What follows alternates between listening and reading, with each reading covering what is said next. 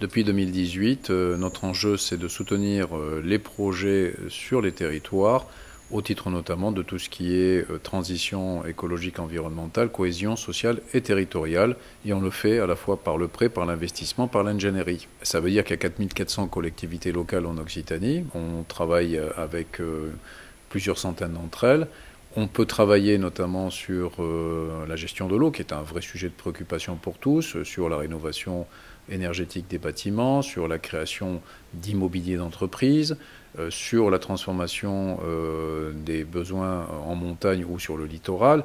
On a de multiples sujets à travers les deux angles que sont, encore une fois, la transition et la cohésion sociale et territoriale. Priorité première, effectivement, loger les Français. C'est quand même un des éléments de l'ADN de la Caisse des dépôts. C'est comment on arrive à apporter une réponse satisfaisante à la fois sur le parc existant et à la fois sur les besoins nouveaux de logement. Cette année, en 2024, on a réussi à financer à peu près 7400 logements nouveaux et plus de 7000 rénovations. Mais on est loin du compte au regard d'une demande très forte dans une région en plus très attractive, puisque je rappelle qu'il y a plus de 200 000 demandes aujourd'hui de logement social non satisfaites.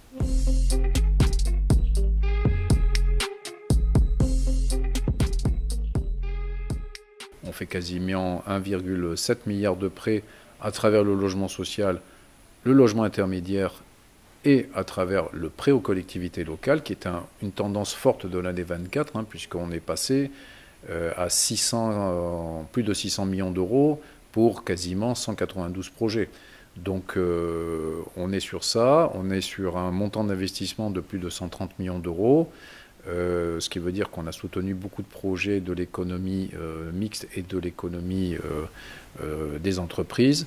Et on soutient également les professionnels du droit à travers les financements apportés aux notaires, aux commissaires de justice, aux administrateurs de justice. Je pense qu'il faut tout simplement calculer sa dette en rapport de ce que l'on investit. Est-ce qu'il serait logique de financer des réseaux d'eau à 20 ans quand on sait qu'elles ont une durée de vie de 50 ans? C'est un principe d'amortissement de dette que l'on applique soi-même à ses propres, je dirais, dépenses. Donc la question de faire de la dette de long terme pour des objets qui méritent finalement un amortissement de long terme, c'est bon aussi pour les collectivités parce que ça permet aussi de rembourser les échéances dans une temporalité qui va bien. Et vis-à-vis de l'augmentation parfois forte des coûts de fonctionnement, ça permet de lisser aussi les effets de dette.